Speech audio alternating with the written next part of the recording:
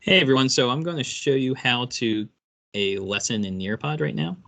So first thing that you're going to want to do is go to nearpod.com. You're going to want to sign in, create an account. I just use my Microsoft 365 account. It's a lot easier that way. And once you log in, you'll see this is like your dashboard. Your library is going to look like this, okay? First thing that you're going to want to do to create a lesson is hit this create button right here. Then you're going to hit lesson right below it. Then it's going to bring up this kind of blank slate of where you would create all these engaging formative assessment lessons. So the first thing that I like to do is hit this little pencil button at the top here and then change my lesson name. So I have to create a lesson on water potential, so I'll just name it that. Then next thing I'm going to want to do is upload my PowerPoint. So I'm going to hit this upload files button down here. And then you have 4 places that you can grab the. You can grab it from your PC's hard drive right here. You can grab it from your Google Drive. You can grab it from Dropbox. And you can also grab it from OneDrive. I have the files already on my hard drive. It's right here. So I'd select my water potential PowerPoint, open it, and let it load. Now, one thing with this, it can take a minute for these files to load, okay? If you have, this is only 1 megabyte, so it shouldn't take too long. If you have a file that is over 10 megabytes, at least the PowerPoint is, you're not going to be able to upload this to Nearpod. That's one thing that is bad about the limited features is your file size for each lesson cannot exceed 10 megabytes. If it exceeds 10 megabytes, then you're going to have to compress your file to some extent. I can show you how to do that in a later video. Just keep that in mind. Another thing to keep in mind, say your PowerPoint is awfully close to 10 megabytes, but slightly under 10 megabytes. Every time you add, say, a formative assessment, any type of little extra stuff that Nearpod offers, anything engaging, anything that adds slides, you'll see in a second, that does add to the file size. So keep that in mind. So if you're awfully close to that 10 megabytes, these little engaging formative assessment things, they do add to the file size. So just keep that in mind as you're doing this. So you can see my water potential slides came up. It's only 10 slides.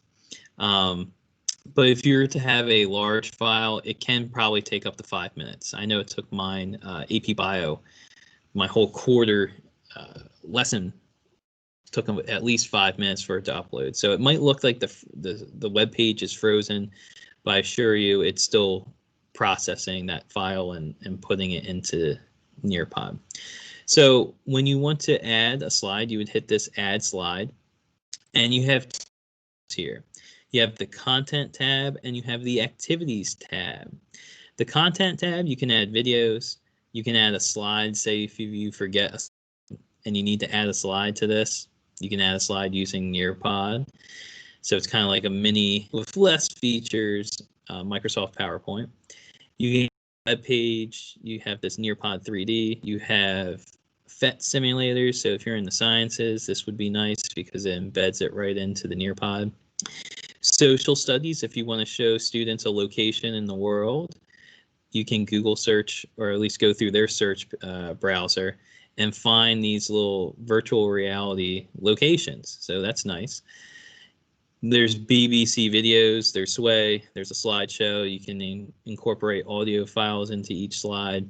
And there's also a PDF viewer. So if you're going to tell kids, hey, go work on this worksheet, but this is how you do it, you can import the PDF file, show them how to do it while you're still in Nearpod, which is nice. The activities section, there's this time to climb. This is like the live game that you can have them play as individuals. So it's pretty much a race to the top or the end. But the thing is you have to create your own your quiz. There's no built-in kind of quiz that you can select from. I think maybe if the premium version you can, but no, yes, you can do that if you would like. There's an open-ended question that you can ask. You can do matching pairs. There's a multiple choice quiz, and that's all this quiz function is. It's only multiple choice and nothing else, nothing more. Then there's Flipgrid. I know a lot of teachers are using the video response of Flipgrid, so you can incorporate that into your Nearpod. There's a draw it function. I'll show how maybe anybody can really use this, but at least math teachers or even art teachers or chemistry teachers. There's a collaboration board that I really like to use. There's polls. There's fill in the blank, and then there's a memory test, kind of similar to that matching. It's almost like a matching game. But anyway, let me first start with the content. I'm going to show you how to do a video, because I want to add a video into this water potential lesson. So we're going to hit video, let it up. Computer's acting a little slow this morning. Now, there's a few tabs up here. There's the Nearpod video library that they have a ton of short, sweet, to the point videos that you can look through the subject matter, you can look through the grades, you can even look through the standard, and you can find their videos. Some of them are good, some of them are but nevertheless, the video that I want is through YouTube. So I always show the Bose water potential video on YouTube. So then I just type that in, search it, and you can see it pops up right here. So once I click it, you can see this little blue box appears. Hit save.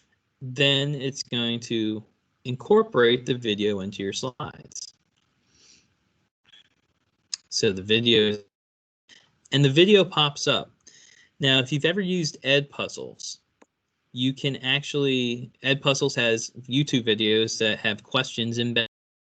You can do the same thing with Nearpod. So if I wanted to add a question in at this section right here at 4 minutes and 17 seconds, I would hit add activity, and then I have a choice. Do I want to do an open-ended question or do a multiple choice question?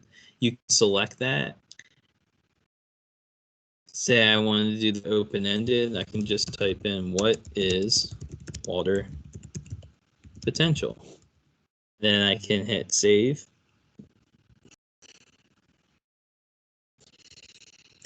And you can see right here at 4 minutes and 17 seconds, I had that question thrown in there. And then if you want to add more questions, you can keep adding more questions. But I'm going to hit save to kind of finish out this. I'm done with the video, all the questions I want to do with it. And then I like to keep the video at the end. To move the video to the front, you can drag and drop it wherever you want, okay? But I'm going to leave it at the end because that's where I like to keep it. So let me show you some of the activities that you can do. So the main one that I really like to do and at the beginning of the lesson is the collaboration board. The collaboration board is pretty much a big post-it note board. So you can ask a question at the beginning of a lesson. The reason I like to do it is because you'll have some kids that are really quick at getting into Nearpod, and then you have some kids that aren't so quick. So the kids that are waiting, you can ask them a question like, I don't know, what do you already know about water potential? You just have some open-ended question. You could even write in here, how's your day going? Who knows, whatever it is. And then there's different styles. You have this almost vanilla plain, like almost like a, I guess a letter. Then you have a post-it note. You got chalkboard, corkboard, and I don't really know what this is. It almost looks like the bottom of a basement ceiling tile. But anyway, I like to use the corkboard, and I'll hit save. So I have my question in there, hit save. You can put a description, but I never do that. You can add pictures to it off to the left that you saw. But one thing I'll do with this is put this in the beginning, And another thing that's really nice about this, and I'll preview it so you can see, is obviously students can write inappropriate stuff on this if they wanted to, but as a teacher, you get to see the comments before, and you have to approve them before any student would ever see it. Okay, so if someone writes something inappropriate, you can just deny it, and it won't be seen. Another thing that's nice about this is when students log into this, it forces them to use their Microsoft 365 account. Okay, so their name's attached to this comment. So I've never had any issues with anyone writing anything kind of inappropriate. Don't either if you use this, but you can see the question appears right here. What do you know already about water potential? And down below they can type in their little comments like that. And since I'm the teacher, it's automatically going to pop up right here as like a post-it note. But if it was a student, there's a little check and X box over to the right, and you'll see numbers start to appear. See how many students have posted that's waiting for your approval or disapproval. And you just click that, and it'll appear at the bottom. You just click the check mark if it's okay, click the X if it's not. Once it gets approved, it goes on to the collaboration board, and you can see my blah, blah, blah. Students can like it or give it a heart. As students are coming in, I'll read them off and kind of talk about it with the students and be like, yeah, I really like that. Or, oh, who knows, maybe I disagree with that. I don't know. But it gets them talking at least. It's a nice way while you're waiting for everyone to join that you can kind of see what they're thinking about this particular question. And it can be any open-ended question. So that's your collaboration board. Like I said, always use those in the beginning, just while we're waiting, so they're not looking at a water potential title slide and just, I don't know, bored out of their mind or whatever. Another thing that you can do, you can hit add slide, go back to the activities. You can add in an open-ended question. It's the same how I added it into the video section. You can do matching pairs. You can do the quiz. Now, again, the quiz is only multiple choice. The poll is nice if you want to add like a quick poll. And I usually like to add polls at the end to say, oh, how do you feel about what we learned? And just you can just write good, bad, eh. You feel about what we just learned. Good, eh,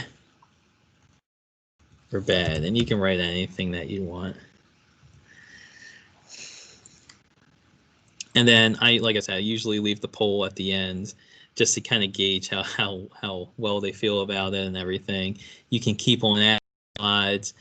One thing I like to do is a draw it feature, and this is one thing that I feel like a lot of science teachers could use, a lot of math teachers, and who knows, even history teachers. You can maybe act out a little scene, but you can have them say, because with water potential there's math involved, so I'll just do a very simple math problem. What is 2 plus 2 equal? That's my question. And hit save, and I'll preview this for you because this is actually really nice. This draw it function, say if I want to move this in the middle, say like right here, I just drag and drop it there. And then if you want to preview any one of these slides, just highlight it so it's in this orange little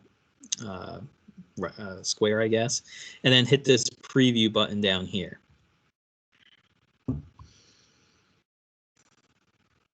It does take a second for it to preview.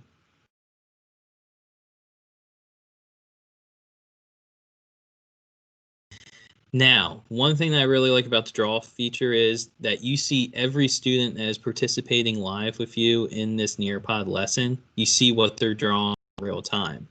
So if you're doing a math problem, you can see how they're crunching the numbers. If you're a chemistry teacher, you say, hey, draw methane. You can see how they're drawing the methane. If you're a history teacher, who knows, maybe you want to have them recreate a battle scene. I don't know. That'd probably be a little much for this, but you could see them drawing the features or drawing the scene.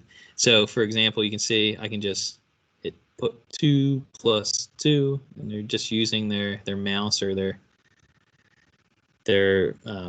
I forgot what the mouse pad on their laptop, whatever it may be. And here's all the stuff that they would use. So this is the pen. They can change the thickness of the pen right there. They can change the color of the pen to whatever color they want. I think this is later. Yeah, you can see it's like a little bit of a highlighter. They can actually type in text, so they can have text, and they can super big. They can change the text size, change the color of it to whatever. So if you wanted them to type it out, they could do that too. Again, with math, whatever they prefer as students or the teacher. They can insert pictures to this. So say a student is, I don't know, maybe this isn't working for them, and they have a scratch piece of paper, they can take a picture of it and upload it to here too if they wanted to. And then here's the eraser tool. So you make the eraser as big as or small as you want, and they can erase anything and everything. Probably not the text. They probably have to click that and delete it. But yeah, click and delete it. But that's how you would do that. But I just like it a lot because you can see what they're doing in real time. And then you can actually go back to this to see what they did later in the reports, and I'll show you that in a minute or two. Let me show you one last thing, and this is the quiz. So go to activities, hit quiz. Now this quiz is only multiple choice. That's all it is. But one thing I want to point out, you want to make sure you name each quiz, especially if you're going to do multiple quizzes in a lesson. So we'll just call this water potential.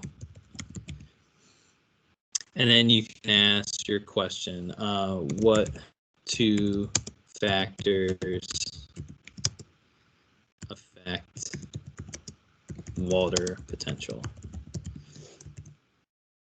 Then you can put in your answers or the multiple choice options. So you can say solute concentration, which would be one answer. You can say pressure, which would be the second answer, which is nice. You can actually do multiple answers are correct. So like the select all that apply. We could say gravity, even though that's wrong. And we can also say, who knows, volume. Okay. And before you leave, make sure you check it. You can actually move the answers around if you wanted to, or you should be able to, but yeah, there you go. Drag to reorder them. To delete an answer, just go over here. If you wanted to add even more, you can add that. If you want to add media or whatever digital file to it, you can click here. If you need to duplicate the question, you can hit this. If you need to delete it completely. If you wanted to add a new question, you can hit here and add a new question to whatever. Just type in whatever and put your answer. If you need to reorder the questions, what you would do is, there should be, there it is, drag to reorder. If I wanted this one on the top, just move that one to the top. If you wanted to have a timer for this, so you can just type in like 1 minute, or actually not that. There you go. I guess that would be 1 minute. It's not showing up on my end, but hit add, and then only give them 1 minute to do this little mini quiz. Okay, then you hit save. And then you can move this quiz wherever you feel like it in. Okay. One last thing that you want to do, you want to hit save and exit. And then you'll see that the lesson is going to be right here in your library. So that's how you make a lesson, at least the basics of it. You can explore a little further or email me some questions you may have. But yeah, hopefully that helps. See you guys.